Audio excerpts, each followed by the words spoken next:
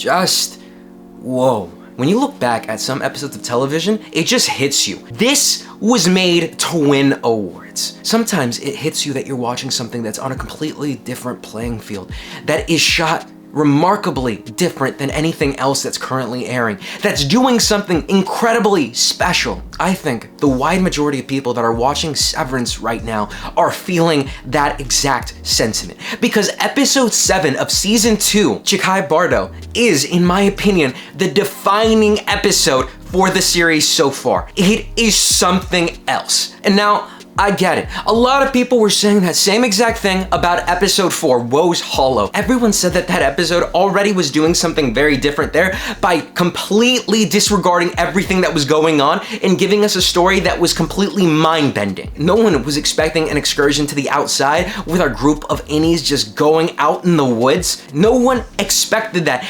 And by God, no one expected Irving to be that legend that he is and almost drown Helen. But you know, all in good faith, because he did that to bring back Helly R, which he did at the sacrifice of his innie self. One of the more tragic episodes that we've seen so far, and my heartstrings were absolutely pulled by seeing Irving just walk away.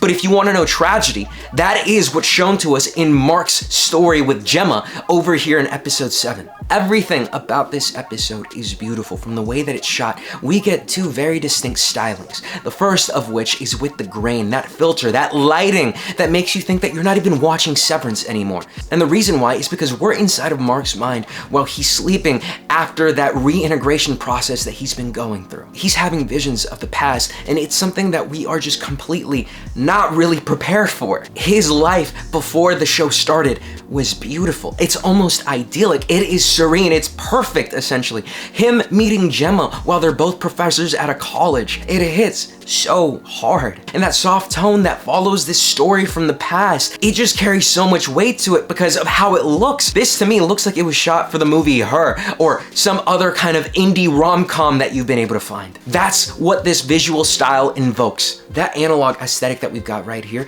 is completely at opposition to what we have with Lumen and the modern day Severed Floor, where it's cold digital. It feels like you're isolated. It blew my mind, and it never occurred to me that we could actually get a glimpse of the real world, of a real good place in this world of Severance. I don't know why that's never hit me, but this episode really brings that out. But Her and other indie movies aren't the only reference that we really get from this episode, because I feel like the entire thing is really goddamn similar to one of my favorite movies of all time, Eternal Sunshine of the Spotless Mind, where we're in the mind of our character as he retreads the paces of an entire relationship, an entire life with a girl that he loved, Clementine, and through this, he is deleting that memory, forgetting about her, and we see the pain from inside of his mind because he wants to keep all of these memories as desperately as he can. Over here, Mark is in a similar situation because he had his memories taken from him, but this is him delving back into that world, whether it be in his own perspective or in Mark S's perspective, or better yet, in our perspective as the audience. We're finally learning more about his character as a whole.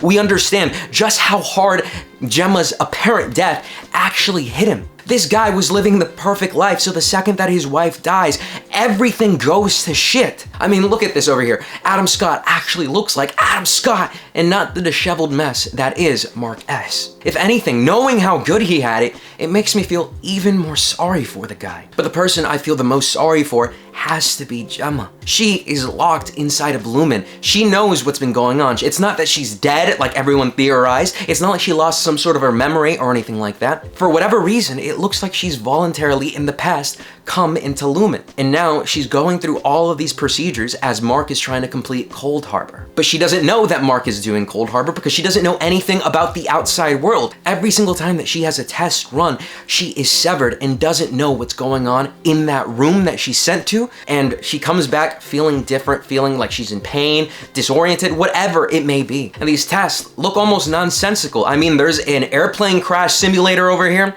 There's dentistry that she has to do like almost every 6 weeks or so. There's so many different things that she's being put through for years on end. And kind of like Eternal Sunshine of the Spotless Mind, there's also that really creepy doctor that's trying to get with her too by manipulating her memories and manipulating the real story that's been going on. But these characters' lives right now are a huge tragedy. Neither one knows the reality of the situation that they're in. Neither one knows that the other one is okay and still actually yearning for them. And neither one knows exactly how they're under the thumb of Lumen. Oh my gosh, there's so many more questions that I feel like this is actually brought up. Has it answered some of them? Yeah, of course. Now we know Mark and Gemma's actual relationship, how it's been going, and we know where Gemma's been all this time. What we yet to have seen is how Gemma got involved with Lumen. We saw her get that mailing list from Lumen where those cards that had those judo poses that we saw earlier in Severance show up, and she's saying that she's enjoying herself as she's learning about these different things. For me, if I'm starting to go into the theorizing pool over here,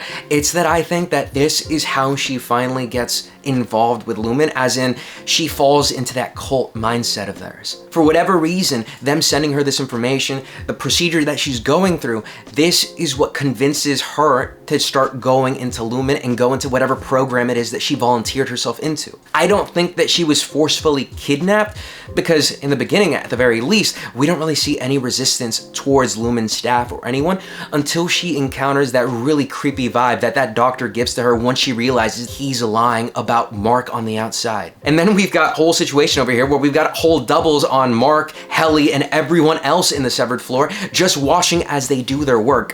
What's their purpose? What are they actually learning from this, and how is this benefiting Cold Harbor? Another thought that I've got about this is that, look at them. They look identical to our main cast of characters. Maybe this is a way for them to pick up on those cues, to pick up on everything that they're doing, and somehow start to replicate their personalities, maybe even on themselves if they're severed. For whatever reason, I think that they're being sent information and then copying what comes back. And then the heads of this floor are watching this segment in particular with great attention. And it just makes you want to know so much more. In present day, when Mark's asleep, his sister almost pulls the worst move that she could ever do, in my opinion, in calling Cobell. Because this is a person that has endangered your family time after time, whether it be with Mark or your own kid, and now you're willing to actually put her on the line and call her? I don't know where she got that idea from, but that would be the stupidest thing to happen. And to be honest, we don't even know if she actually called or not, because we don't know the outcome of that scene. I know that she's panicking and all about seeing her brother on the brink of like dying or something like that,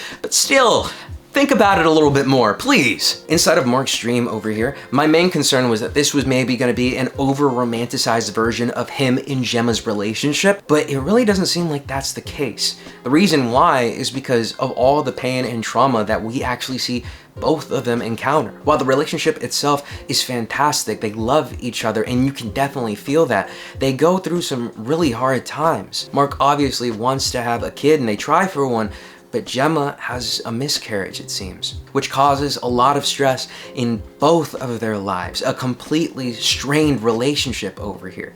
This is what steers her to doing those procedures at that Lumen facility in the hopes that they get to try again. And this also shows us the amount of weight that's given to Gemma's last goodbye to Mark. In this scene, they're both still strained. Gemma says, "I love you," and Mark doesn't even respond the first time around. This has to add to that extra sense of guilt that Mark has, because they left the relationship in maybe a rocky spot. The visual that we get with Mark being told that his wife is dead is beautiful.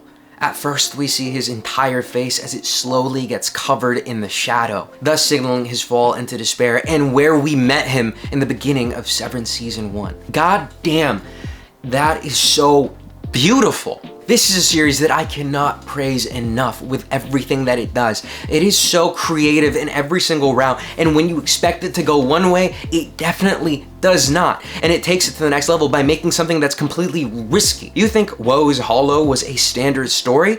No, that completely diverged from where we were going. It was a complete surprise to everyone, and so was this episode. The series keeps taking huge leaps, and it fools you into thinking that you're gonna watch this formulaic mystery, but then it just throws curveballs at you all the time. While I still say that Gemma was voluntarily taken by Lumen, we still have that whole situation where the cops and police and everything were involved in Gemma dying in that car accident. Mark never saw any of it, so he can't really recall what went down in that situation. That's definitely something else that we have to see in the series. Another incredibly key point to everything. This episode served to really break down and throw away a lot of theories that were out there, like rebuilding Gemma's personality from scratch or anything of that matter. I kind of feel bad for the rest of the cast of Severance because honestly, like I said previously, I do think that this episode is going to be the one that's going to be nominated for the most awards, for the most everything, honestly. Adam Scott and Lackman over here are probably going to be in the running for Best Actor and Best Supporting Actress. While I think every single character in this show has had their moment to shine,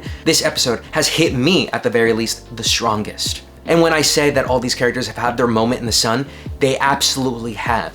Irving has killed it. Helly has absolutely nailed it. She's given us two completely different personalities in Helly R and Helen. It's incredible how she makes someone so uncharismatic and evil and someone that is so relatable and likable like Helly. And then you got Dylan over here doing everything that he's been doing, where he's cheating on his wife with himself, and it is a mess of awkwardness but tender wholesomeness as well. I don't know.